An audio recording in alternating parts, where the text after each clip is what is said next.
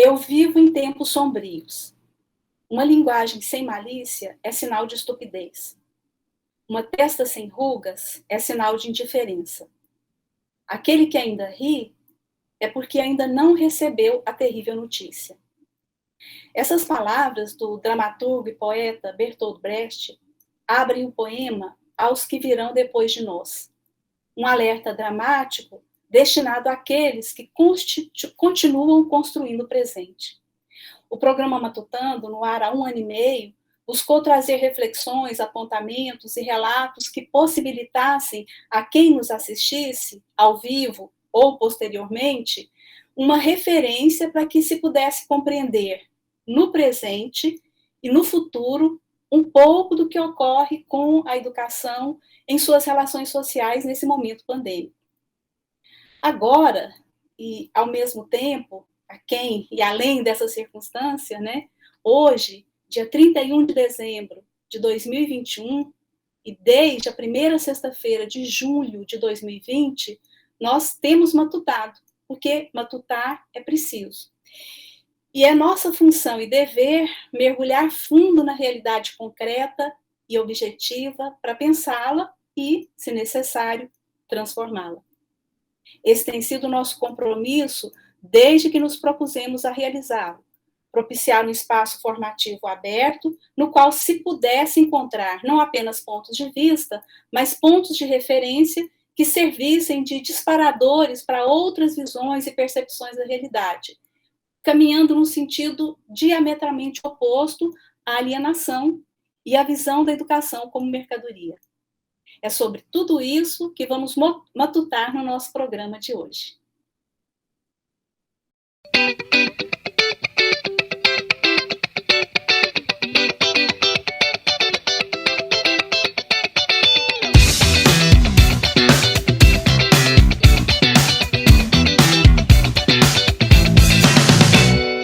Olá, eu sou Joana Peixoto, uma mulher de pele clara, cabelos curtos, castanhos, olhos castanhos, uso óculos com o aro bege, estou com uma camiseta vinho, um colar azul, brincos. Atrás de mim tem uma estante com livros e uma plantinha.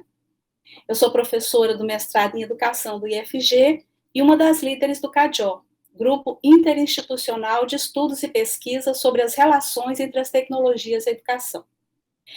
O programa Matutando é um projeto de ensino do IFG e um projeto de extensão da UFG realizado pelo Grupo CADIO, numa parceria entre IFG, UFG, Fundação RTVE e TV UFG, além do próprio Grupo CADIO.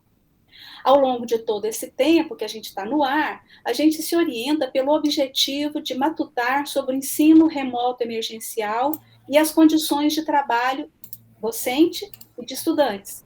E isso foi ampliando para outros temas de igual relevância e a ele relacionados, como ciência, arte, cultura, políticas educacionais, currículos, entre outros.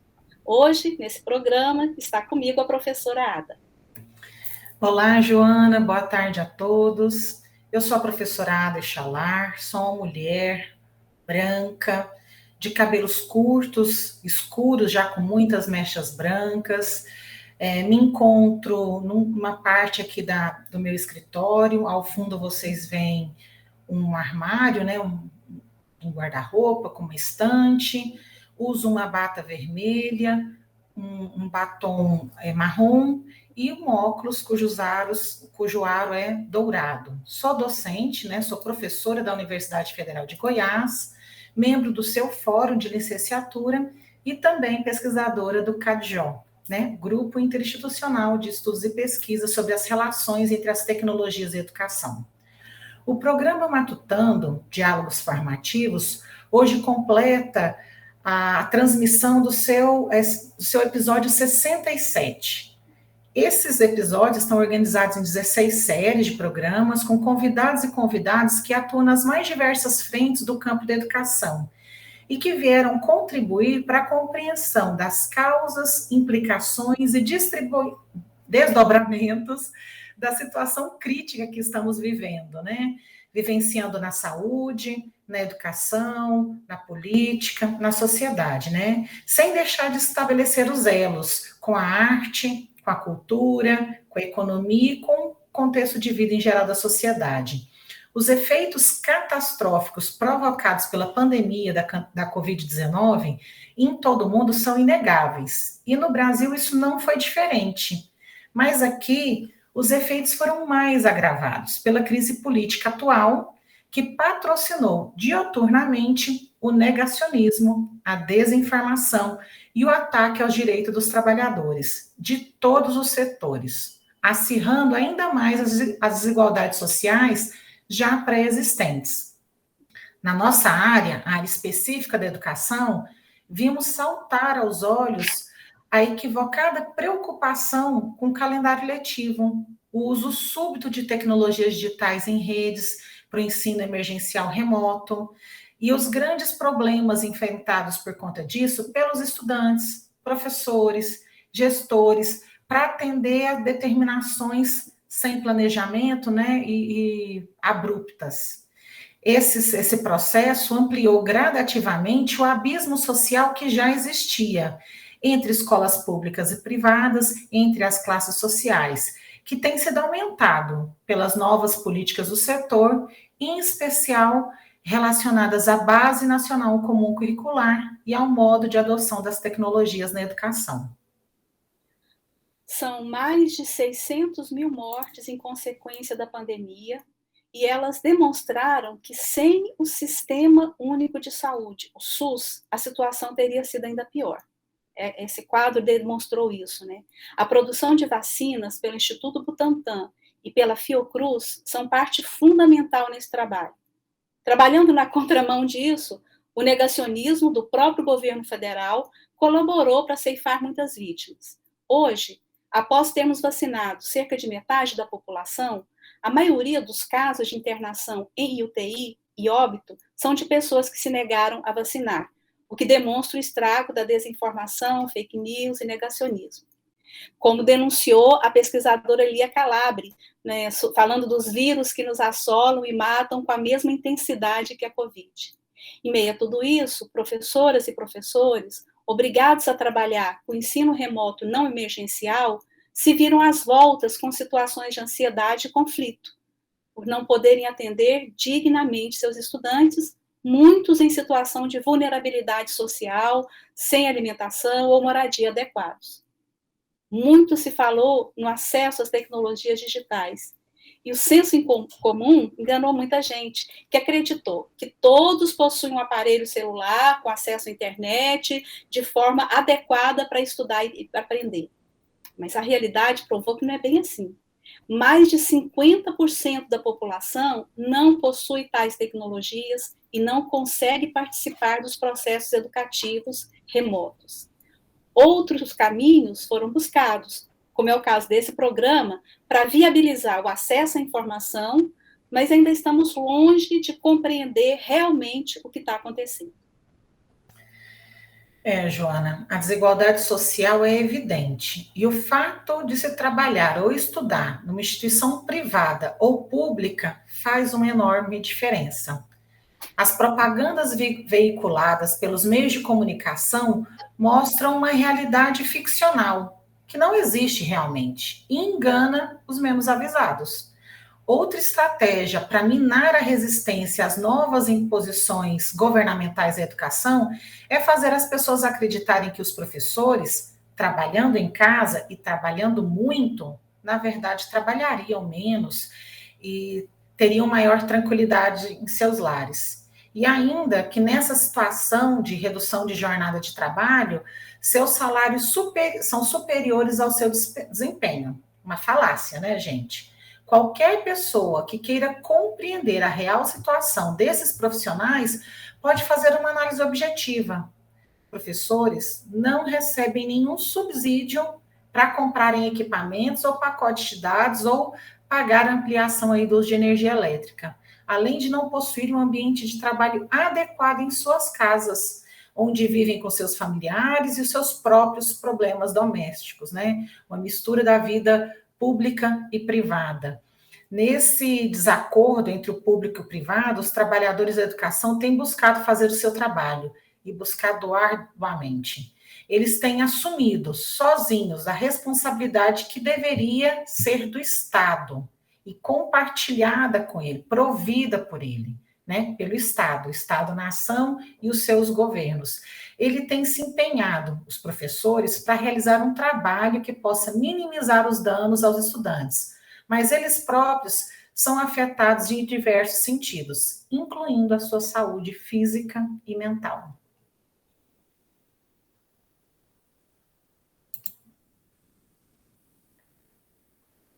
Tá sem áudio, Joana. Obrigada. Então, né, Ada, você está falando aí de muitos desafios que foram colocados para a gente, e alguns professores em situação menos precária conseguiram atender os estudantes. Outros em condições mais precárias ainda. As respostas são assustadoras. As condições que os estudantes têm para estudar e aprender em casa são também precárias ou inexistentes. A autonomia de muitos estudantes para o uso efetivo dos aparatos tecnológicos é pouco, é pequeno.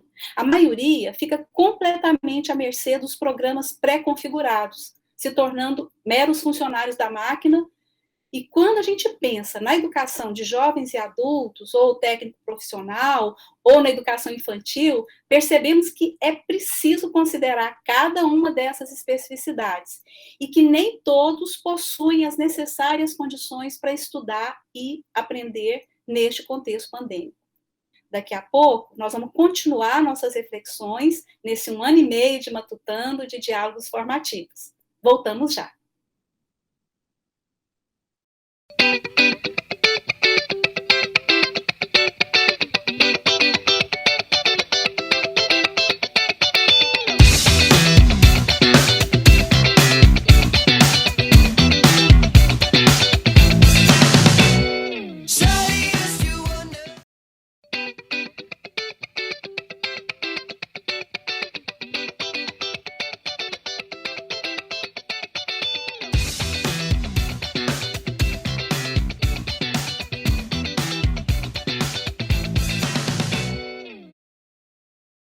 O verbo matutar contém em si muitos aspectos culturais, históricos, sociais, que fazem parte do nosso vocabulário há um bom tempo. Isso nos remete às nossas raízes e traduz a forma como a gente percebe a realidade. A gente fica matutando, né? Quando a gente está matutando, a gente encontra pontos de convergência, de divergência, a gente analisa sobre os mais diversos aspectos, nós externamos nossas visões, referenciamos ideias e proposições, e, enfim, apresentamos uma síntese para que, a partir dela, a gente reinicie todo o processo. E o que nós estamos vivenciando agora? Essa pergunta não é fácil de ser respondida, não é fácil matutar sobre isso, porque depende de múltiplas determinações. Nesse espaço, nós recebemos professores, pesquisadores dispostos a fazer esse mergulho e analisar sobre diversos pontos de vista que convergem sempre para a defesa da escola pública como um espaço social fundamental, como um direito. Há, basicamente, 2 grandes projetos em disputa, né? São distintas concepções de humanidade, de sociedade, que aparecem claramente refletidas na dicotomia entre uma escola para os ricos e outra para os pobres. E nessa disputa, a classe trabalhadora tem um papel preponderante para conquistar e manter seus direitos, que têm sido atacados em prol de uma economia neoliberal perversa. Essa situação, que vem se arrastando por décadas, foi acirrada pela situação pandêmica, né? Mas, ao contrário do que muita gente quer fazer acreditar, não foi provocada pela Covid-19. É verdade, Joana. E nessa nossa última série de programas, trouxemos uma síntese, né, do que foi discutido aí nesses 4 episódios. Didática e trabalho docente, políticas educacionais e currículo, arte, educação, cultura e ação social, bem como ciência, política sanitária e condições de vida. buscamos fazer uma retrospectiva dos temas que foram abordados ao longo desse ano e meio de programação, né? São aí quase 2 anos, 1 ano e meio aí muito completo de estudos e pensamentos e matutadas. Os programas transmitidos podem ser acessados na íntegra no canal EAD do IFG, o canal oficial, e também do canal do Grupo Cadjó, na plataforma do YouTube. Entendemos que a nossa proposição de apresentar diálogos formativos foi uma orientação que tem funcionado de modo muito interessante.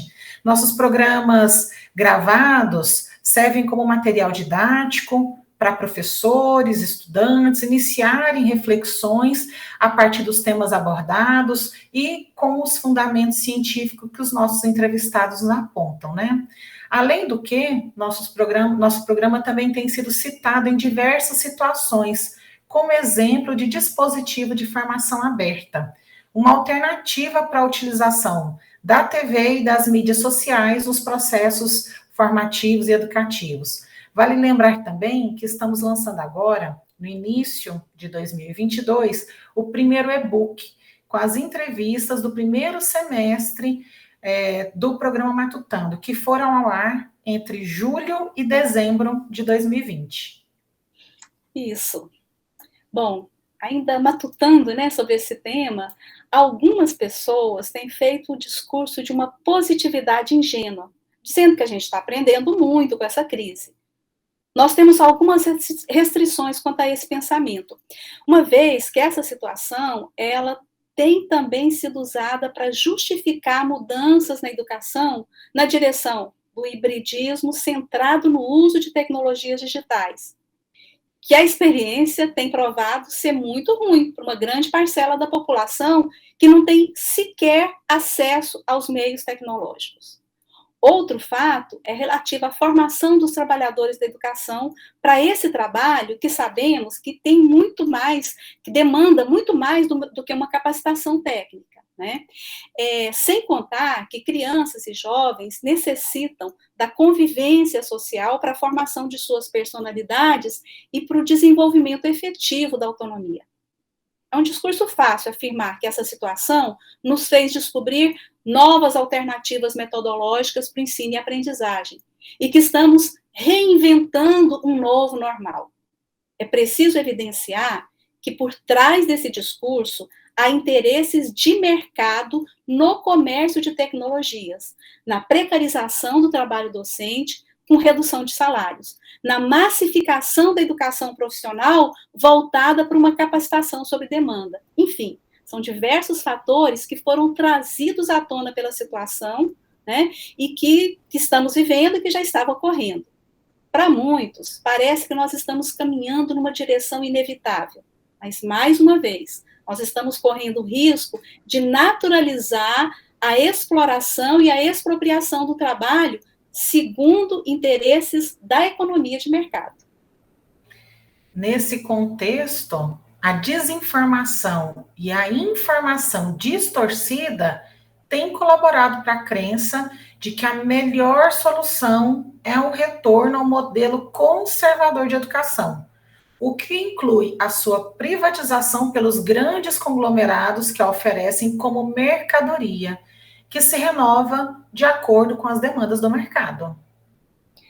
Então, em nome de todos os trabalhadores da educação que atuam na rede municipal, na rede estadual e federal, e também de estudantes e seus familiares que vivem angustiados porque foram ou porque temem ser infectados pelo coronavírus, que perderam suas vidas, nós queremos nos manifestar na defesa permanente da educação pública e de todos os trabalhadores da educação e de todos os cidadãos brasileiros que se veem nesse turbilhão de incertezas e que continuam lutando para reafirmar seus direitos. O retorno às aulas e às atividades presenciais nas escolas, nos espaços culturais, gente, ainda merece muita atenção. A imunização global ainda não aconteceu e todas as pessoas continuam a viver nesse risco permanente. É o que nós esperamos de nossos gestores, que assumam a responsabilidade de garantir a máxima segurança sanitária que esse momento exige. Então, estamos encerrando o ano de 2021. O programa Matutando, Diálogos Formativos, apresentou durante todo esse ano muitas reflexões importantes para compreendermos a realidade concreta e objetiva, né, que estamos vivendo. Mediadores, convidados, convidadas, equipe técnica da TV UFG, do IFG, os intérpretes, estamos aí com o Antônio, supervisores, coordenadores, Fundação RTVE, Grupo Cadjó, enfim, foram muitas as parcerias e parceiros que fizemos nesse espaço e para constituir esse programa, que esse espaço aberto para o debate e para a formação em um sentido bem amplo. É claro que o público vem nos acompanhando durante esse todo o tempo, co-participantes fundamentais para a realização desse trabalho. Refletimos sobre arte, educação, cultura, trabalho, mediação, relações sociais, o que tem sido fundamental, né, para o trabalho dos professores, estudantes e a população geral que nos acompanha e que tem assistido os nossos programas, né, pessoas que foram afetadas diretamente por tudo que está ocorrendo e que se mantém na luta, na resistência e na expectativa de que a transformação social é um trabalho coletivo, permanente e necessário. Nosso grande obrigada e até 2022. E eu aproveito, então, nesse finalzinho de programa, né, nesse momento em que a gente normalmente faz as indicações de leitura, para lembrar vocês, então, que nós estamos finalizando um livro em formato e-book com as entrevistas do primeiro semestre de transmissão desse programa matutano. Fiquem atentos que logo a gente vai fazer o lançamento. No mês de janeiro, nós teremos a reprise de 4 episódios selecionados entre os 67 programas apresentados. Então, nós agradecemos a todos vocês, né, telespectadores, internautas, que nos acompanharam nesse ano. Desejamos força, saúde para enfrentarmos os desafios que persistem na defesa dos direitos sociais, de uma educação pública e gratuita para todos. Feliz 2022 para todas e todos. Muito obrigado e um grande abraço de toda a equipe.